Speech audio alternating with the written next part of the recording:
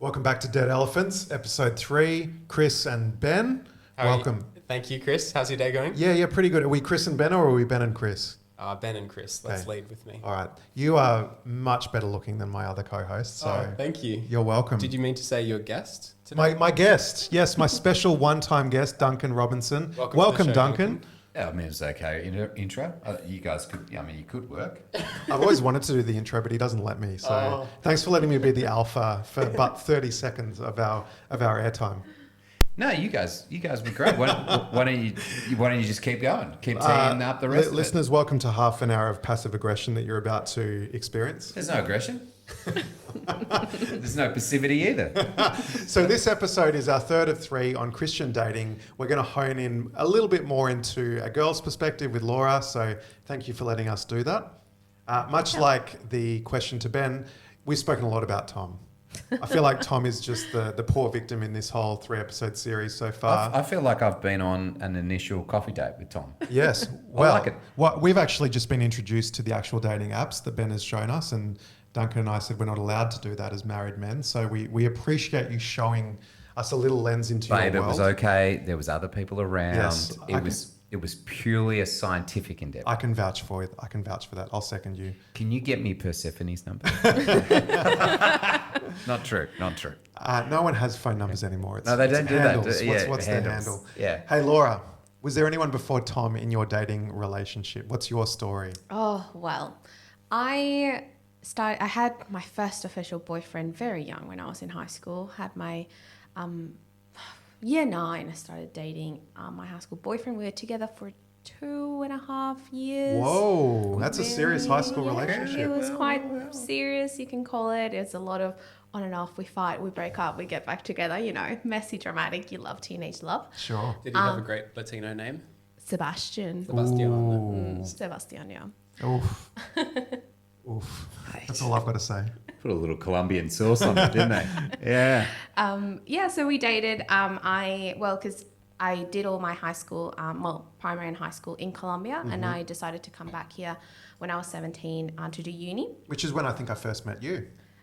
You met me 8 months after I arrived. Okay. Yeah, roughly, very, very close on. 8 months in my life is like 0.3%. So I don't negotiate over 8 months at my age. So yeah, around there. So I came here to Australia. I was doing uni. And I think the first couple of years being here in Australia, I was like, I just don't get Aussie men. Like with Latino men, if they like you, if they don't. With here, I was like, oh, we're hanging out. Is that a date? And then people are like, oh, yeah, it's a date. And then I'll ask the guys like, oh, no, we're just mates. And then, me hugging. Heartbroken. Yeah. Me giving the non-Anglican side hug was like, oh my gosh, she is so crushing on this guy, which wasn't the case. I was just being friendly and nice, thinking that's the normal thing. Eventually, I just People kind of... were starting to talk at church, Laura. Were they? No, they weren't. But yeah, so I think I just kind of never really got it. Like, I'll have crushes and things, but never really kind of dated someone. I did go out with someone from uni for a little bit, but it was just kind of like, didn't work out. He wasn't a Christian. I was thinking like, oh, maybe we were just very good friends. It just like was a mess. Wouldn't recommend. And then, I think I had some situationships, you like to call them. So back home. What did you just call it? A A situationship. situationship is not a relationship. It's Oh, a my word. situationship that makes you think that Ben, you're in a have you ever relationship. heard of this term? Yeah, it's definitely... Can you just give me a dummy? What is a situationship? You're kind of dating, but you're not dating. So you're it's in that pretty first... Sorry, Ben, I'm going to just throw you under... You're in that Ben first 3 date. Yeah, but the 3-date Stage. longs for like 3 months. Oh, Like it's so it's ambiguous. it's a very ambiguous kind of. You feel that Is you're this together. friends with benefits? No, not It's when you're in quite. like with someone. That's how I used to call it. I think I might be So in like with confused them. right now. Is it when you don't... You think you won't enter a relationship with them? You've got clarity on that, but you want to keep seeing them? Is that right? No, well, it was weird because I reconnected with an old friend from Colombia, and we were like in a situationship, long distance situationship. So this is basically where you're doing a dance, but you don't quite know where each other are at. Exactly, pretty Okay. much. So that happened twice Yeah. with guys outside of this continent. Yep. And it was just, texting a lot. Like they were kind of like, felt like we were dating. We were like talking at all hours of the night, both of us staying up to like talk at the other person's time zone and stuff. And then after that, I was like, nah, I need to, like, I think at that stage, it was just a very busy period for me. Like that year when that happened, I was finishing my thesis for uni while working a full-time job. It was just, this was convenient. I can shoot messages across, kind of fill my cup. And I was like, that's not good. That's not wise. And I think a bit of it is like my close friends at the time, they were dating. So it just felt like, oh, I want to have someone special that, you know, I giggle a bit when they call me pretty and like, you know, it's nice. But it's still at arm's length that I don't need to like commit or put that extra mind because I just can't do that right now. I'm very busy with life.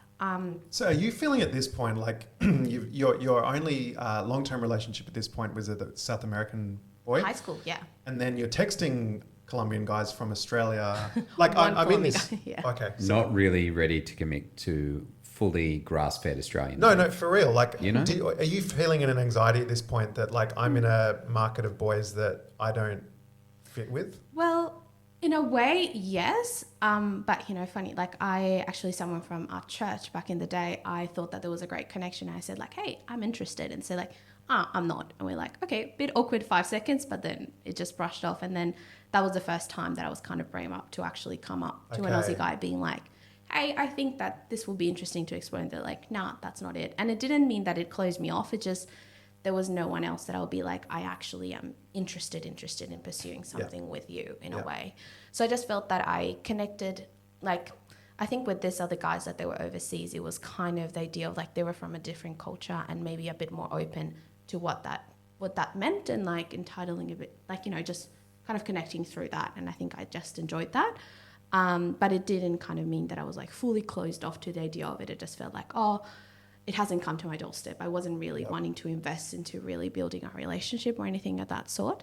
And it wasn't until like I heard this podcast, and then also actually Ben, his sister, and other two people that are now married, we went on a hike at the beginning of last year. And during their time, I got to talk to them, and they actually met on a dating app. So that kind of reinforced me as like, oh, they're a lovely couple. And then we kind of just talked about dating apps, and that was like, I think I'm in a place that I have grown up enough that I know I don't want to pursue a relationship for like selfish reasons of like just boosting my ego or just filling up my cup and seeing what I can get. So, you know, I'm ready to kind of build a relationship with someone and, you know, help someone to point towards Christ and hope that they will also help me to look at Christ as well and just kind of grow together and eventually get married and form a family and whatever. You're ready to serve. Yeah. So I think I was thinking I'm happy I'm in a position that now I can do that. And what does that look like? How am I going to keep investing now that I felt that I've done the work? I reflected on why did I choose X, Y, and Z guys to pay attention to in the back and just, you know, fix any patterns, fix any, I guess, trauma feels like a big word, but it's actually that it is like how you react to different things in your life.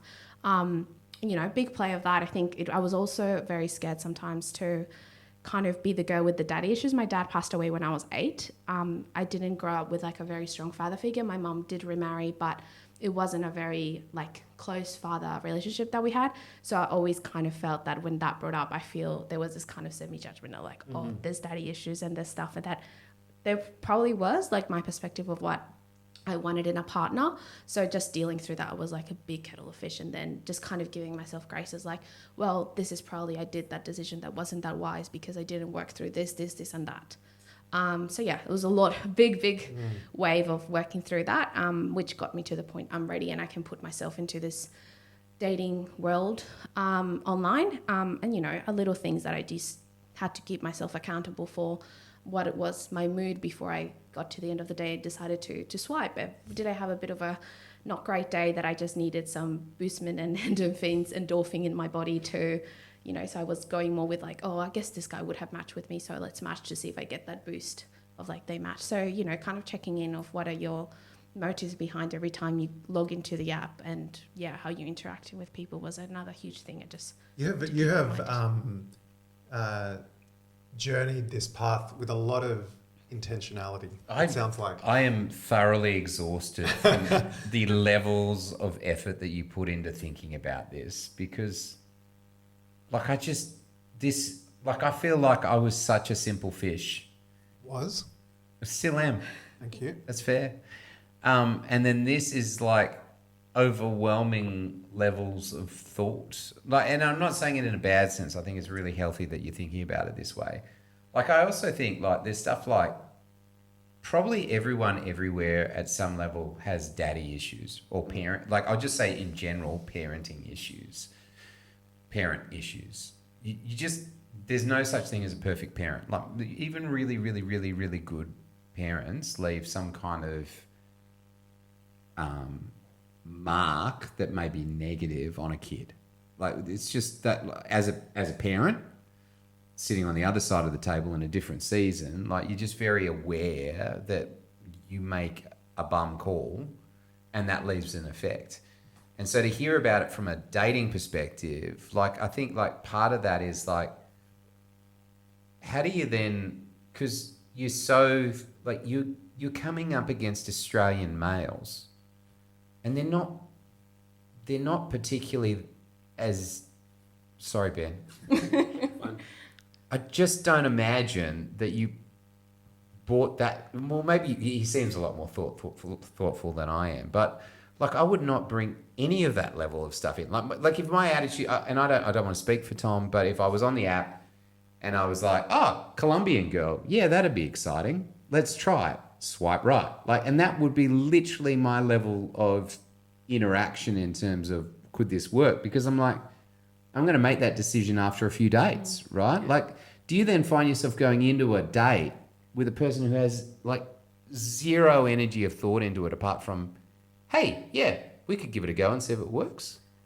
Yes and no. In terms of actually what you said is right. I feel like after I had some conversation with some male friends, not that it makes a huge difference, or maybe it does, they were not Christian. They said it, and you talked about it, even the church, how many male to female are there? It's the opposite on dating apps. There's more male than females on it. So for a guy to get a date, it's actually quite a few swipes. So most of them are just like, right, because whoever likes me, like that's Whereas in what church, I want. shooting fish in a barrel, you know? Yes. Yeah, okay. So Is in that a because way, there's more stigma for girls on dating apps than guys? Is that what sort of stigma? I don't know. I don't know. Why is that? Why is because I What do you mean, Chris? What are you saying? don't get cancelled. No. Like, well, one of my questions to you was Where are you getting cancelled from? from What are you. From you. You've left an anxiety with me. All right. One of the questions I had for you was yes, this anxiety from Christian young women in particular around ratios in our churches.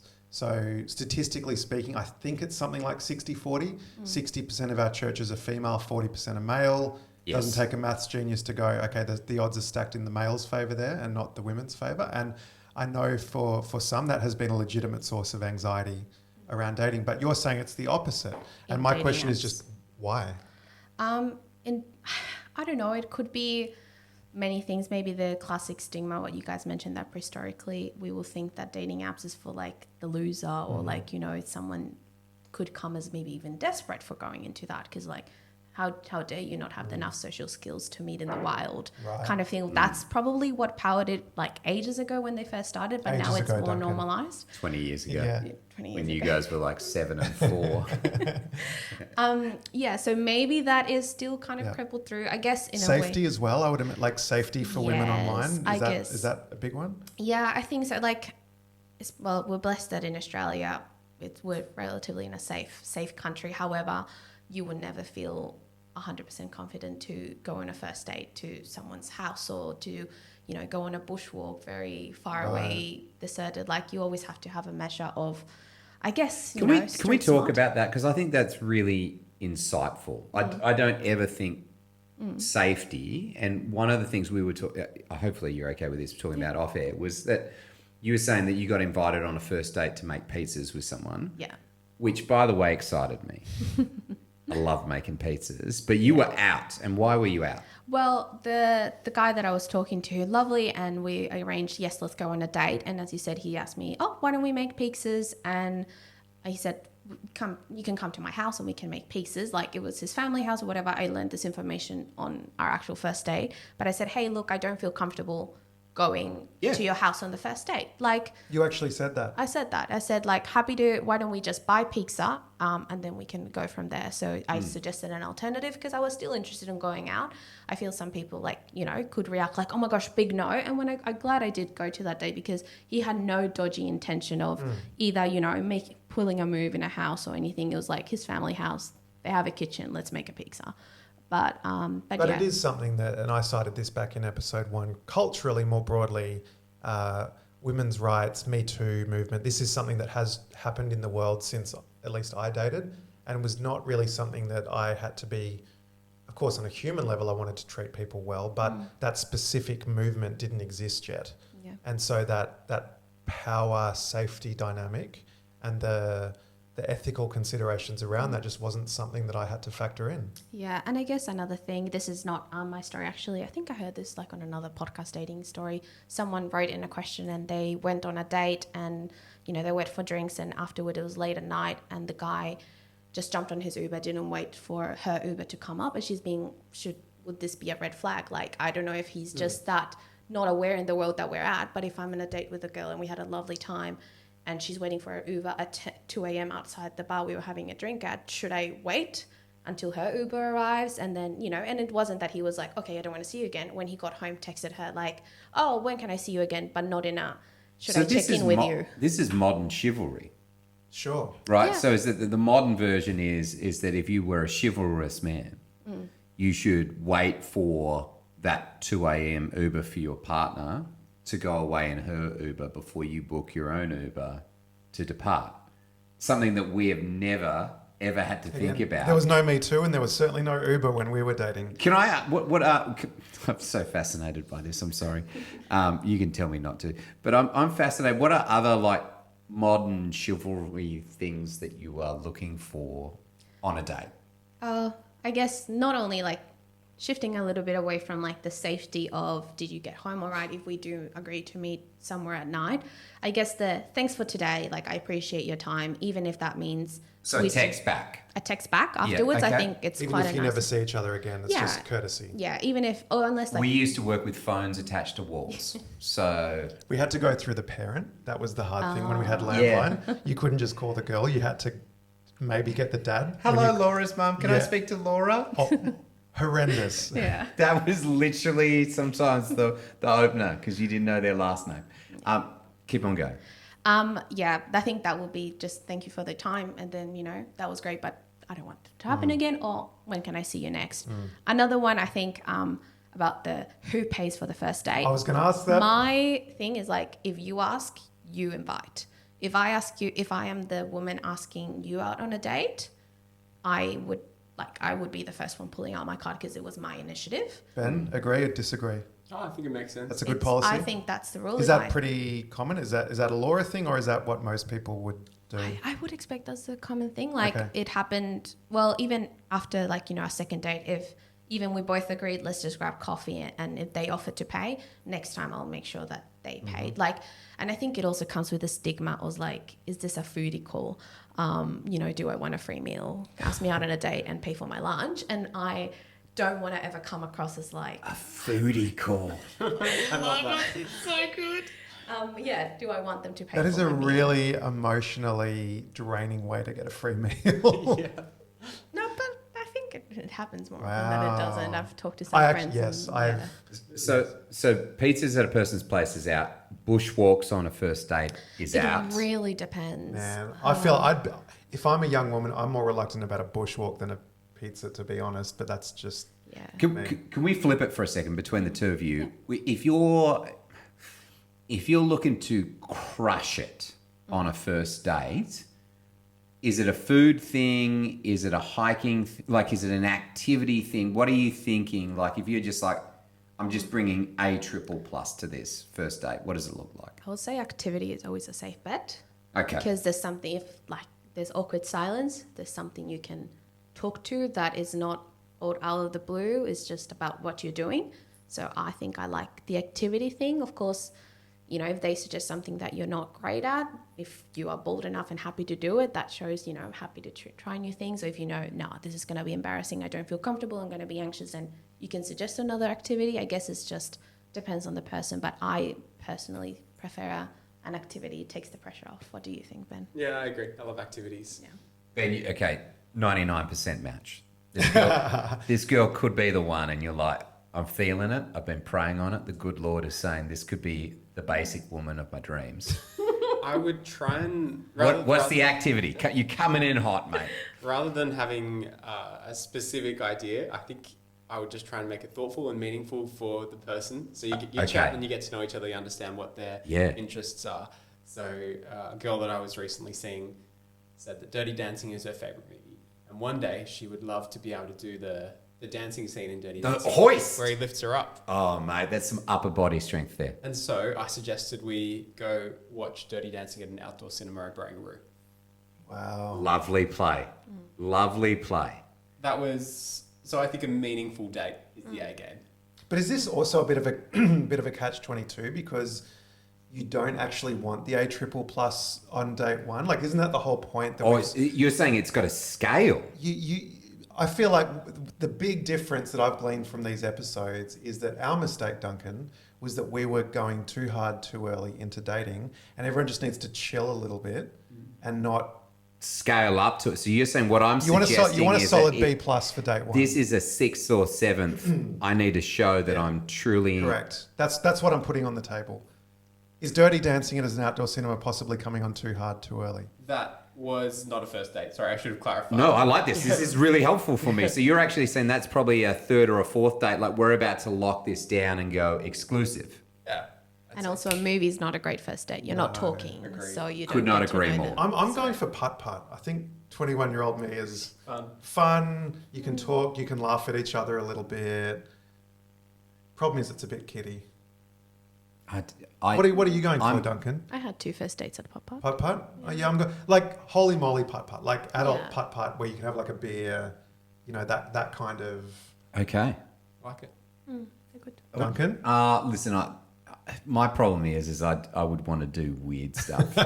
So I used to. So there was this great pub in the city that used to do like life drawing, like not always nude. No. Calm down.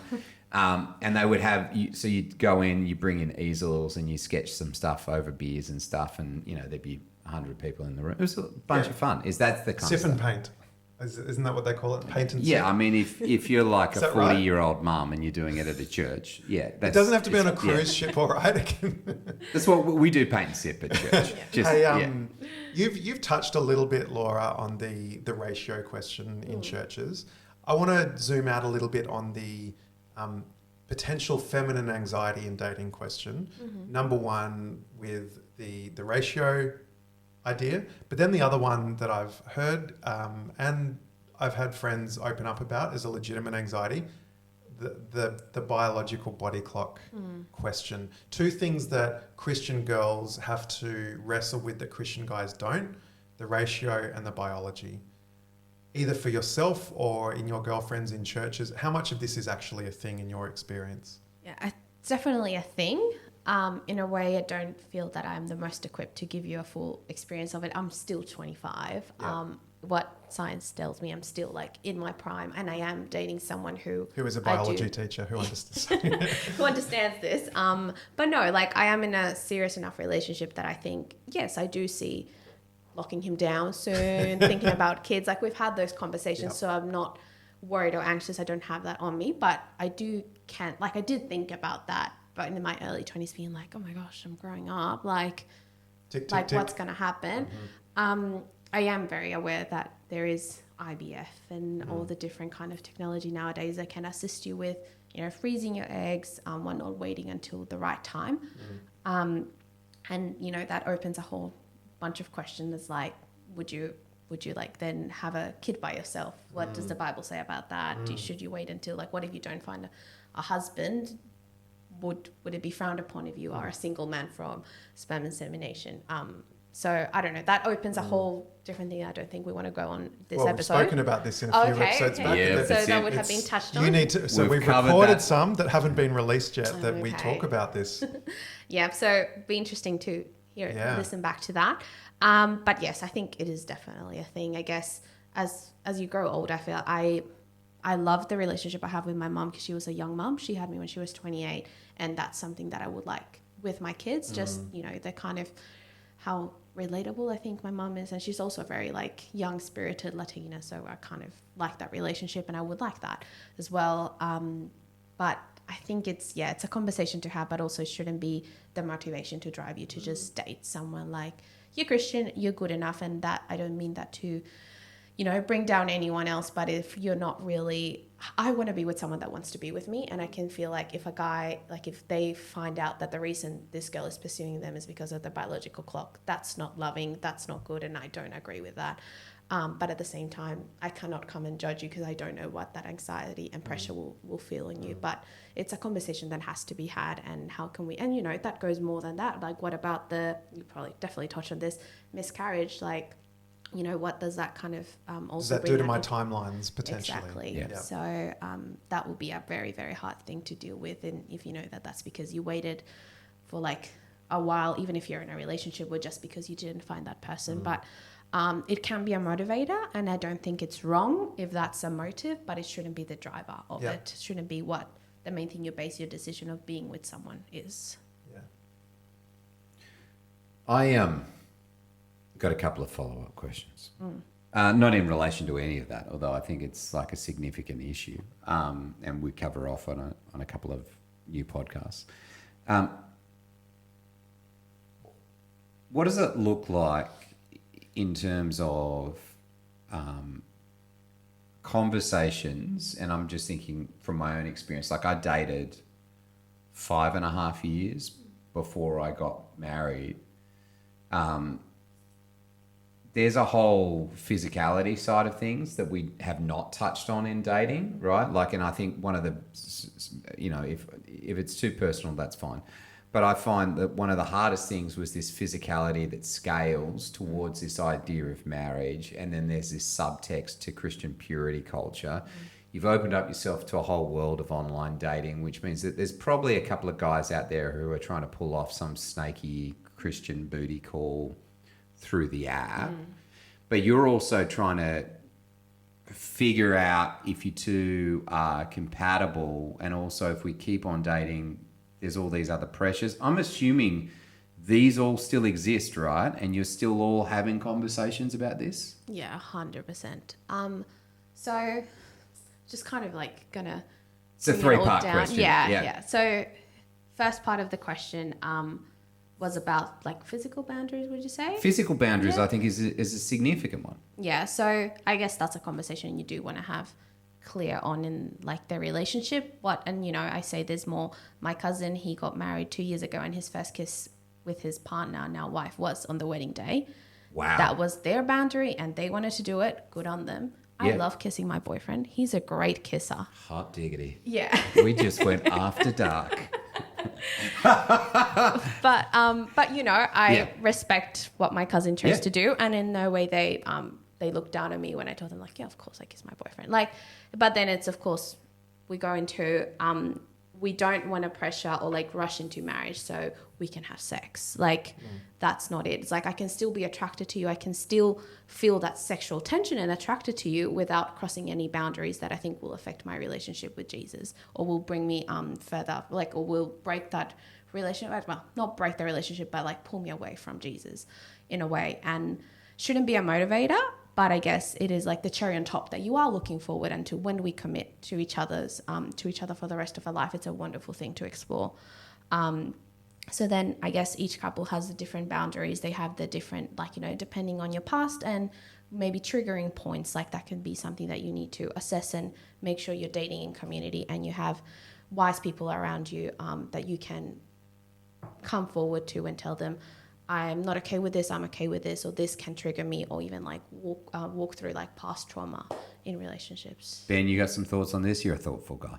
Similar to Laura, it needs to be a conversation that you have early on in your relationship. Yeah. To think about how you can glorify God in all aspects of the relationship, including physicality. Mm-hmm. And the challenge definitely has not disappeared. It still exists.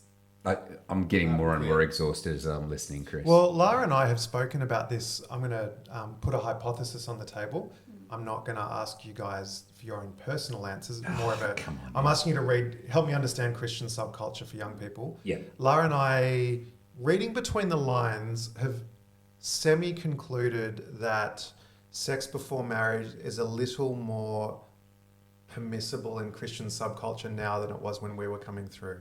I have no way to prove that, but it seems there's a little more, in inverted commas, understanding if that's what happens for people than perhaps there was. I don't know if that's true. That's a question.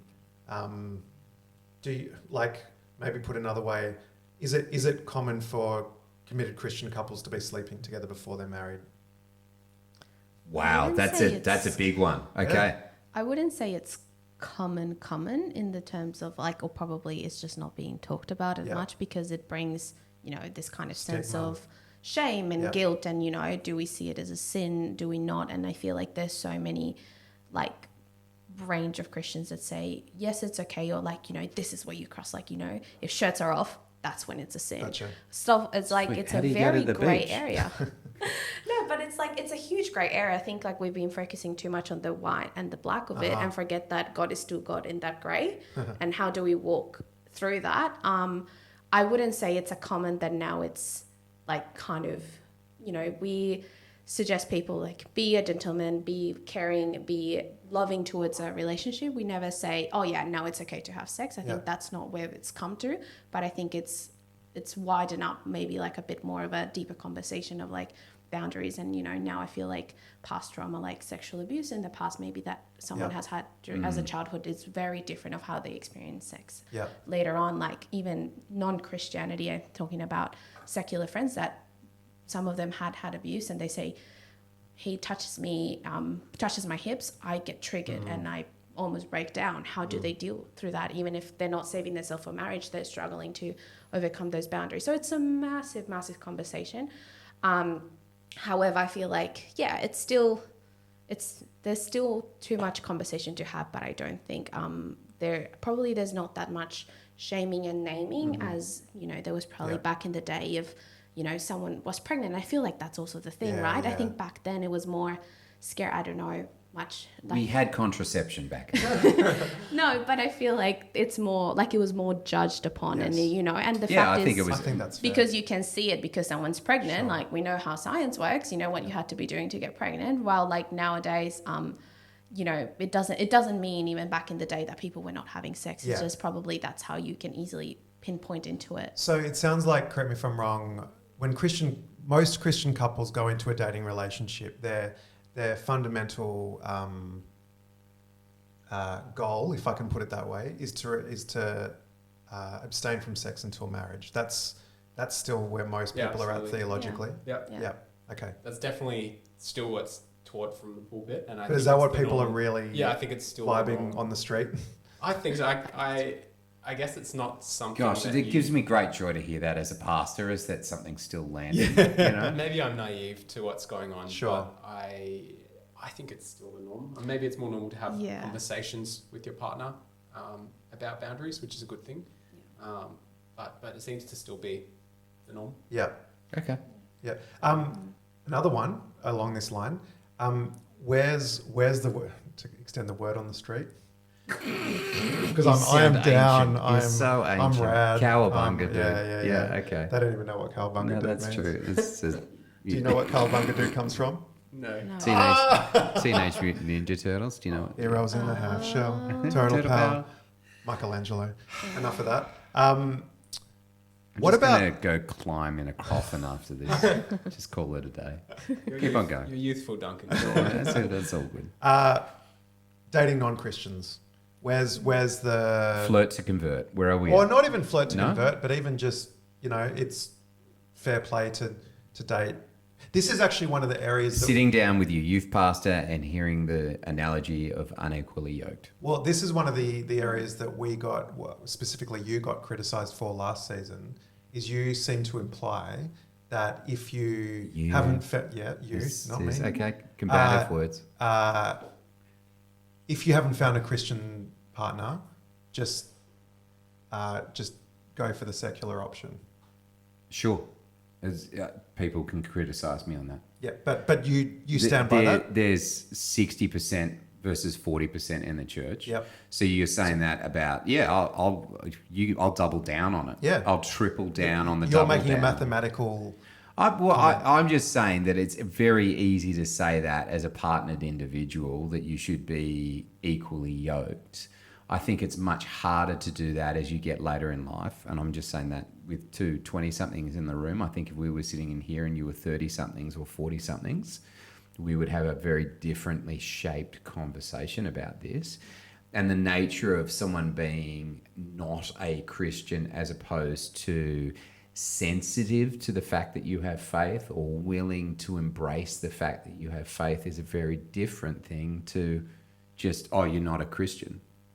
You know, and that back in the day, we used to say flirt to convert, and I got a whole bunch of friends who were not Christians, dated a Christian girl, and then became Christians, and were like, it was a great decision. So, yeah, I mean, you can, like, you're not cancelling me from anything, so I don't care. Where are the kids at with this question? I'll just start. Sorry. Sure. I think it's mixed points of view. I'm going to give you my personal opinion. I put in the filter I wanted to date a Christian man was because that was what I was looking for. Yeah. But at the same time, that, like, you know, someone believing that there's a God, they will probably say, oh, I believe there's a God. I'll put in my profile, I'm a Christian. I don't, like, there's so many layers of when people talk about being equally yoked, like, are they same maturity Christian as you, or this, what, like, you know, as we have levels of Christianity. That's the gospel. Yeah. It's not the gospel. It's not so nice. Yeah, that's the kind of idea of it. And I think, yes, I would ideally, like, when I entered the dating area and stuff, I wanted to find someone that wanted to pursue God. I didn't expect to date Jesus. I expected to date a human that is walking the walk, but it's also wanting to please and follow Jesus. Yeah. Like, that's the main goal for me, mainly because Can I just say that that's a good thing? I'm not against that in any way, shape or form. yeah, but I think I've also seen the downsides of it in a way, because Mum, she remarried, and when she remarried, it was someone that, yes, shared that there was a God, but not to the same level of, you know, probably what my mum was used to with my dad, who was a very strong believer, church leader and whatnot. And we've seen the consequences of calling God God, but not letting him be the Lord of your life. And I think that has kind of scarred me in a way that is like, I don't want that. I want someone that is actually wanting to follow Jesus rather than just call, oh yeah, I believe there's a Jesus, there's a God. So that was kind of my perspective of it. But then saying that, I was still open to, I want someone that, even if they don't, like, if it comes to it, that I meet an amazing guy that does reflect the gifts of the Spirit, but maybe hasn't pinpointed like, oh yeah, actually this is because God and through Jesus salvation, and like declares Jesus as his Lord and Savior, and then works towards, you know, growing his spiritual maturity. That would be great. But the reality is, like, would I be okay if that never happens? And would you? I think it would be hard in terms of like raising children, but also the person I marry, like if I marry Tom and something happens, let's say traumatic death of a child, that has drawn a lot of people away from God. I'm still committed to that man. I wasn't committed like to who that man was, and, you know, would it be frowned upon if I choose to divorce him if he walks away from the Lord, or is that when I have to stay the more and like keep loving him? Like, it's just such a big conversation. Even we look at Ruth, before she was with Boaz, like, she was the non-believer. Yeah. Who married into a Jewish family. 1:16, she does say, my God will No, become but your God. Didn't she become Christian through like She was a the Moabitess, marriage? So yes. in a way, Yeah. and that's from the line of Jesus. So, you know, I cannot be like frown upon or like point fingers when someone from my church is dating someone that's not a Christian. And the same goes like... and when Boaz I was a mean- black sheep. I mean, he's son of Rahab, you know. Son of a prostitute. So, yeah. you know, he's black sheep. He's on the fringe of Christianity. But yeah, so I feel like I cannot point fingers, but also as I don't want my friend, if a guy is not a so-called Christian and doesn't come to church every Sunday, but treats her well, respects her boundaries, is a gentleman, like, you know, is it's reflecting the gifts of the Spirit. It's kind, it's gentle, it's patient. But, well, what happens to my friend that is dating this guy who is, I don't know, in youth ministry, or is, you know, has a fancy service role at church, but I know what's happening behind doors. So is the bumper sticker Christian, or is the fruits of the Spirit? So I guess at the same time we're going into, I cannot point fingers at someone because you're dating someone that's not Christian. The only thing I can do is pray for you and walk with you, and see what God can do. Ben, you get a Bay girl. There's no S in it. Basic. Yeah, Oh, God. Bayek, but she's Bayek. Nice. So she's big B, beautiful. What was A again? Very adventurous. Mate, she's done Everest. She hasn't just done base camp. She's Stop it. You're torturing assailed man. the summit, Stop it. right? She's skydiving instructor. Okay, I is in what, intelligent? No, yeah, intelligent. She's PhD student, Yeah. and Caring. she is, oh my gosh, mate, she rescues three-legged puppies off the side of the road, rehabilitates them, and makes them prosthetic paws. She So- sounds wonderful. I really want to be her friend. Oh, great answer. No, Duncan, it's a hard question. I think in theory, I'm really open to going to church with you, but not there yet. Oh, I'd give it time then. Oh, Great, here for we sure. go. Okay. I have a friend who's had a similar situation to that. She was, she had a really good friend at work who was wonderful, and she saw every good quality in him, but he wasn't a follower of Jesus. And then he started showing intent, and then has came to faith last year, and now they're in a great relationship, which is beautiful. Mate, this Bayek girl, She- she is. So my friend, she waited, and he came to the Lord, and that's a great story. So Okay. I'd like to say I'd do the same thing for our Everest friend. Marrying someone who shares my faith's a really high priority for me. Yeah, okay. It's crucial, and I'm not going to compromise on that. Beautiful. And I think it's wise for Christians to follow that as well.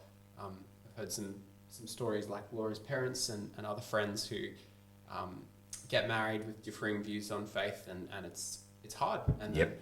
other friends who start dating someone who doesn't share their faith, and that draws them away from God. I've got a few friends for whom that's the case, and I think Absolutely. that's quite normal. So, what's, I guess, the question of like living a life where you love Jesus and stay strong in your faith. That's a much higher priority than finding someone to marry. And if marrying a non-Christian is going to pull you away from the Lord, which I'm not saying it will, but it could, and I've got friends where it has happened. It's not an automatically conducive environment to faith. Yeah, it's not always, and don't hear me saying that it can't work. I don't think that's true, but I think it's wise to try and find someone that shares your faith. Something that I've learnt is that everyone's on a faith journey. I've gone through seasons of pretty immense apathy and doubt. It's been an up and down faith journey for me, but Jesus has always been there, and he's always been the centerpiece of my life.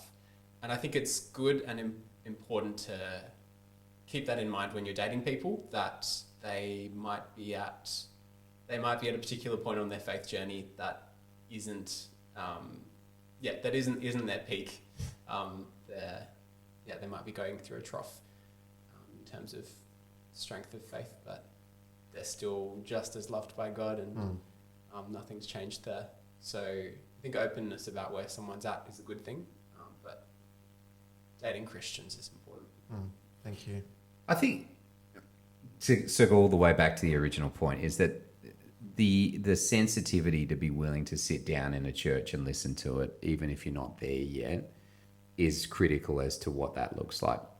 Is probably some of the underpinning of what I was getting at, is that I'm like some person who's just belligerent about Christians being morons is probably not someone you should date. But, I think that there's this,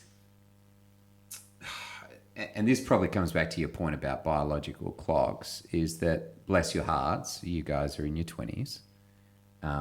It beats a little bit harder in your 30s. Sure. And it beats a lot faster in your 40s. And so, I've got friends who would slap me after this podcast and be like, how dare you say that? But I just, I think that having a sensitivity with a woman who doesn't necessarily have the spirituality, but is seeking it, is a good place to be, as opposed to someone who's belligerent against it. That's my encouragement. Certainly not advice. So Ben, as we begin to wrap up our podcast, maybe we should ask our guests, are there any any final thoughts or words of wisdom as we begin to round out this little series, Laura? Any parting words from you to our audience? I would just quickly say that remember that you need to love others, and that means clear communication, and also like checking in with yourself, making sure that you have a trusted network of people that they love you and they want the best for you, that you can be vulnerable and open and just, you know, tell them what your different experiences are. Also, yeah, it's not a mountain you climb, it's a roller coaster what dating is. And yeah, your marital status does not define you, does not change you in the eyes of God. And I think we need to remember that as we do life together as a community in and outside of church, that we are looking out for those that maybe are struggling with singleness, or that, you know, even divorce, or even being widowed, that we are looking out for each other, and that we continue to just love each other and grow the church. Hearty amen to that. Thank you for those words. Ben, how do you follow that up, my friend? Oh, I'll follow by making the same point. Loving people is so important in everything, including dating. They're a child of God that you're having a coffee or a kayak with. They're a child of God that you're having a disagreement with. It's important to keep that front and center when you're dating, because I think people don't always treat each other that well. That's been my experience. There's no need to ghost someone. Send them a follow-up message to say you're not interested. There's just care for people in dating. That's important. Thank you. And Ben, one more question for you. Go on. As the single man in the room, take the opportunity. What's a girl that you're looking for that might be listening to this episode? Let's put it out there for the basic girl. Yeah, if there are any Are there any basic girls out there? Sure, I'm open. No. Come on, seriously. What's Ben looking for? Oh, you know what I'm looking for. It's basic. Okay, he's going to stick to the acronym. We're still there. I'm looking for someone that I can have a great connection with, someone that I can love Jesus with alongside. Go with that. Ladies, if you're out there, There's a single youth pastor Okay. out there who's just looking for the right man. Get in contact with us through Discord.